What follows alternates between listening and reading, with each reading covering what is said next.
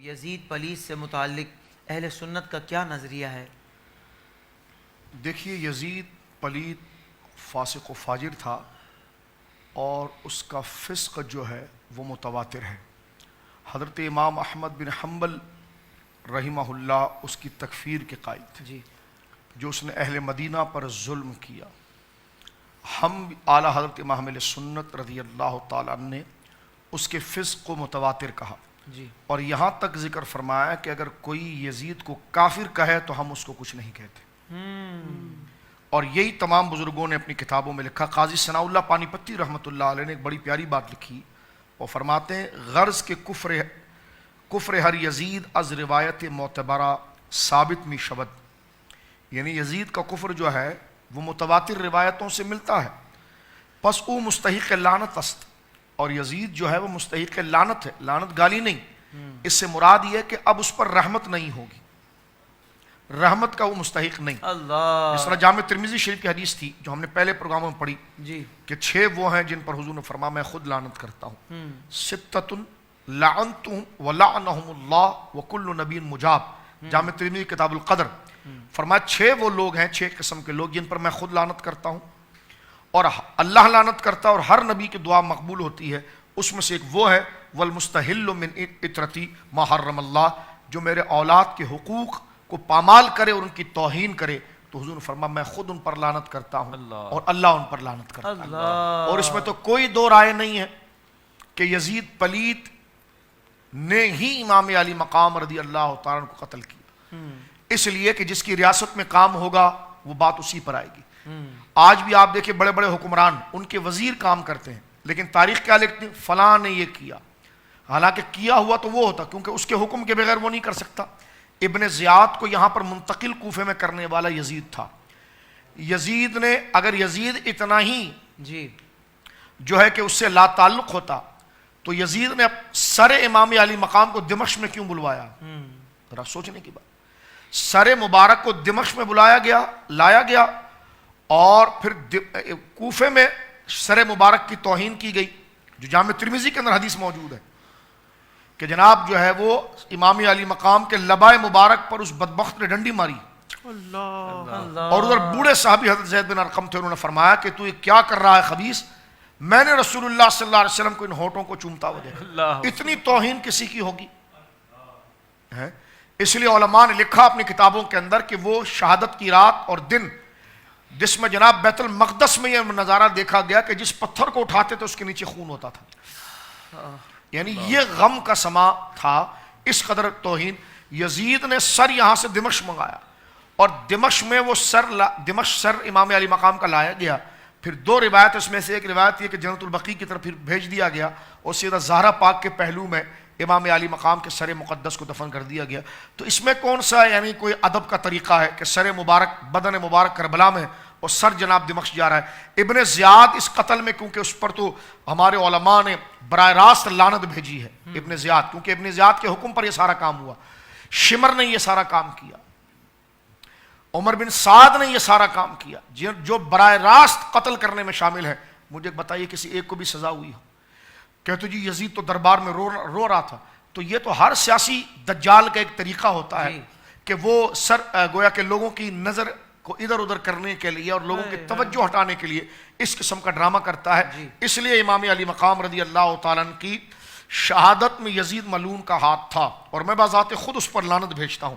حضرت قاضی ثناء اللہ پانی پتی لکھتے ہیں اگرچہ در لعنت گفتن فائدہ نیست، اگرچہ اس پر لعنت کرنے میں فائدہ نہیں، جس طرح کہ سرکار پیر محلی شاہ صاحب نے بھی لکھا کہ اس ملعون تو ہے لعنتی، اس پر لعنت کرنے کی بجائے آپ امام علی مقام کا ذکر شروع کر دیں۔ اللہ، یہ سرکار پیر محلی شاہ صاحب نے اپنے مکتوبات میں بھی لکھا، صحیح، لیکن یہ اس کی تخفیف کے لیے نہیں کہ اس پر لعنت بھیج کر فریضہ ادا کر دینے کے بعد اب سرکار امام علی مقام رضی اللہ تعالیٰ عنہ کی تعریف توصیف کیجئے۔ قاضی ثناء اللہ کہتے ہیں اگرچہ در لعن گفتن فائدہ نیست، لیکن الحب للہ والبغض فی اللہ مقتضا است، لیکن جناب اللہ کے لیے محبت اور اللہ کے لیے دشمنی تقاضا یہ کرتی ہے کہ اس پر لعنت کی جائے کہ اس نے کیا ہے۔ قرآن کریم فرقان حمید کی آیت ہے فَهَلْ عَصَيْتُمْ إِن تَوَلَّيْتُمْ أَن تُفْسِدُوا فِي الْأَرْضِ، پس کیا ان قریب اگر تمہیں حکومت ملے تو تم زمین میں فساد کرو گے، پھیلاؤ گے، وَتُقَطِّعُوا أَرْحَامَكُمْ، اور اپنے رشتہ داروں کو تم کاٹو گے، اولئک الذین لعنہم اللہ، یہ وہ لوگ ہیں جن پر خدا لعنت کرتا ہے۔ یہ سورہ محمد کی آیت ہے۔ اس کے نیچے تمام مفسرین نے اس آیت سے استدلال یزید کے لعنت کے اوپر کی ہے کہ یزید جو ہے کہ وہ مستحق لعنت ہے۔ اب آپ آئیے اگر اہل سنت کی کتابوں میں مزید قریب آئے، دیکھیں کوئی بندہ اگر انتقال کر جاتا ہے، جی بڑے سے بڑا بندہ مر جاتا ہے نا تو اس کو کہتے فوت ہو گیا، انتقال ہو گیا۔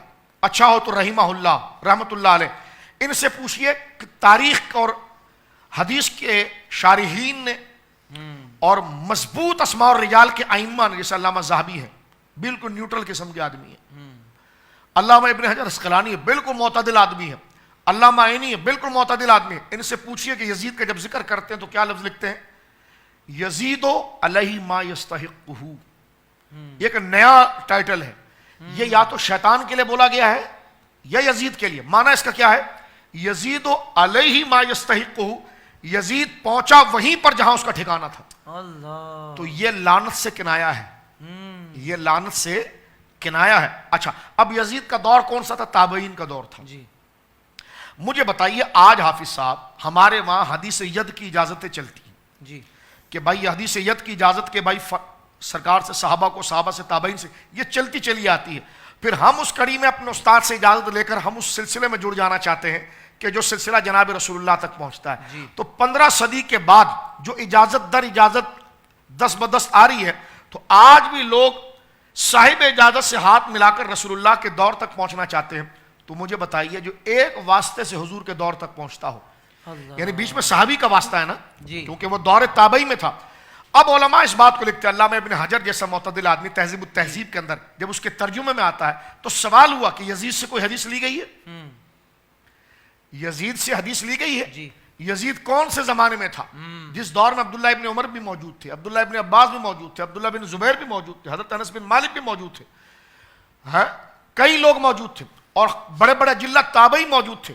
تو اس کی تو سند بالکل متصل ہوتی ہے، لیکن علماء، علامہ ذہبی کو دیکھ لیجیے آپ سیر عالم النبلاء میں، یہ میں چیدہ اہم ترین شخصیات کا نام لے رہا ہوں۔ علامہ ابن حجر اسقلانی کو دیکھ لیجیے، علامہ عینی کو دیکھ لیجیے، وہ کہتے ہیں جناب لیس بأہل۔ امام احمد بن حنبل کا بھی یہ جملہ ہے، امام احمد بن حنبل بھی فرماتے ہیں بغداد کے اندر کہ لیس بأہل ان یروى عنہ، یزید اس لائق نہیں تھا کہ اس سے اس پاکیزہ بات کی روایت کی جائے۔ جی، یعنی یزید کو یہ حیثیت نہیں دی گئی کہ اس کو سند حدیث رسول میں شامل کیا جائے۔ اللہ، اگر وہ اتنا بڑا جنتی تھا اور اتنا بڑا پہنچا ہوا تمہارے نزدیک قطب تھا تو علماء نے تو اس سے حدیث لینے سے انکار کیا۔ فرمایا لیس بأہل، یہ نہیں کہ حدیث لے، فرمایا وہ اہل ہی نہیں تھا کہ وہ پلیت اور ناپاک ہے کہ اس سے رسول اللہ صلی اللہ علیہ وسلم کے فرامین کو لیا جائے۔ فرمایا کہ علیہ ما یستحقہ، وہ پہنچا اپنے مراد پر۔ علامہ عبدالشکر سالمی کی علم کلام میں ماتریدی کلام کے اندر جو کتاب ہے التمہید، جس کو بابا فرید پڑھایا کرتے تھے، اس میں یہ الفاظ موجود ہے فلم یکن اماما عادلا، یزید امام عادل نہیں تھا، فصح ان الحسین لم یکن باغیا، اور یہ بات بالکل حق ہے کہ امام عالی مقام باغی نہیں تھے، لم یخرج علی الامام الحق، آپ کسی امام حق کے خلاف نہیں نکلے۔ امام ذہبی نے کیا جملہ لکھا، اس سے یہ سب کچھ کر لیں، لیکن امام ذہبی کے، کیونکہ امام ذہبی وہ جو رزلٹ دینے والے ہیں، پیپر چیک کر کے یہ رزلٹ دیتے ہیں اس کو کتنا نمبر ملے گا۔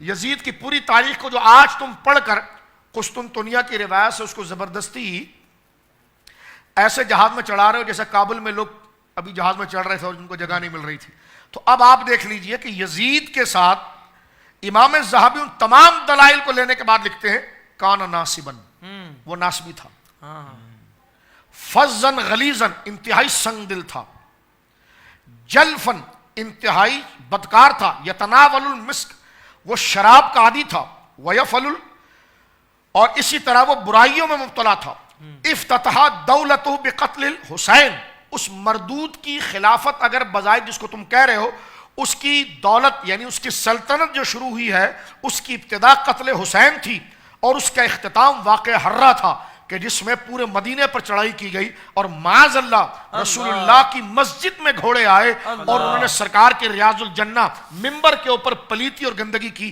یہ علامہ ذہبی لکھتے ہیں کہ یزید وہ مردود تھا جس کی سلطنت کی ابتدا قتل حسین سے ہوئی اور اس کا خاتمہ مدینے کی توہین پر ہوا. کہ یہ سارے فسادوں کا موجود جو تھا وہ یزید تھا.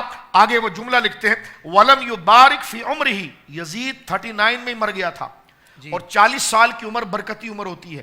امام ذہبی لکھتے ہیں وَلَمْ يُبَارِكْ فِي عُمْرِهِ, اللہ نے اس کی عمر میں برکت نہیں رکھی تھی. اور آگے وہ لکھتے ہیں کہ جناب حضرت امام علی مقام رضی اللہ تعالیٰ کے قتل کا وہ ذمہ دار تھا اور اس سے کسی قسم کی روایت نہیں دی جا سکتی. میں آخر میں حوالہ پیش کرتے ہوئے ایک بات یہ مزید عرض کر دوں, ابن تیمیہ نے بھی جان چھڑائی ہے. ابن تیمیہ صاحب نے بھی جان چھڑائی ہے یزید سے. فتاوی ابن تیمیہ میرے سامنے ہے, مجموعۃ الفتاوی ابن تیمیہ میں جملہ کیا لکھتے ہیں, وہ کہتے ہیں یزید سے محبت کیسے ہو سکتی ہے. ابن تیمیہ کہتے ہیں یزید سے محبت کیسے ہو سکتی ہے, وَأَمَّا تَرْكُ مُحَبَّتٍ فَلِأَنَّ الْمُحَبَّةَ خَاصَّةً إِنَّمَا تَكُونَ لِلنَّبِيِّينَ وَالصِّدِّيقِينَ وَالشُّهَدَاءِ وَالصَّالِحِينَ. وہ کہتے ہیں محبت جن سے کی جائے نا وہ تو نبیین ہوتے ہیں, وہ تو صدیقین ہوتے ہیں, وہ تو شہداء ہوتے ہیں, صالحین اور اولیاء ہوتے ہیں. وَلَيْسَ وَاحِدٌ مِّنْهُمْ, اور یزید ان میں سے کچھ بھی نہیں تھا جی, وہ صالحین میں بھی نہیں سے تھا. اور آگے وہ لکھتے ہیں وقال النبی صلی اللہ علیہ وسلم المرء ما من حب, نبی پاک نے یہ ارشاد فرمایا ہے کہ جو جس سے محبت کرے گا وہ اسی کے ساتھ ہوگا. آگے ابن تیمیہ لکھتے ہیں ومن آمن باللہ والیوم الآخر, جو اللہ پر ایمان لائے اور آخرت پر ایمان لائے, لا یختار ان یکون مع یزید ولا مع امثالہ من الملوک, جو اللہ پر یقین رکھتا ہوگا, رسول اللہ پر یقین رکھتا ہوگا, قیامت پر یقین رکھتا ہوگا, وہ کبھی نہیں چاہے گا کہ اس کا خاتمہ یزید کے ساتھ ہو. یہ سارے دلائل حق کے جانب ہے, ہم کوئی گالی نہیں دے رہے, شرعی حکم کو واضح کر رہے ہیں. اور یہی الحب للہ والبغض فی اللہ کا تقاضا ہے. سیدنا امام علی مقام رضی اللہ تعالیٰ کا گنبد قیامت تک اونچا رہے گا اور آپ کی محبت ایمان اور نجات شفاعت مصطفیٰ کی نظیر رہے گی. اور آج بھی علی اور علی کی اولاد کی محبت سے مومن اور منافق پہچانے جاتے ہیں.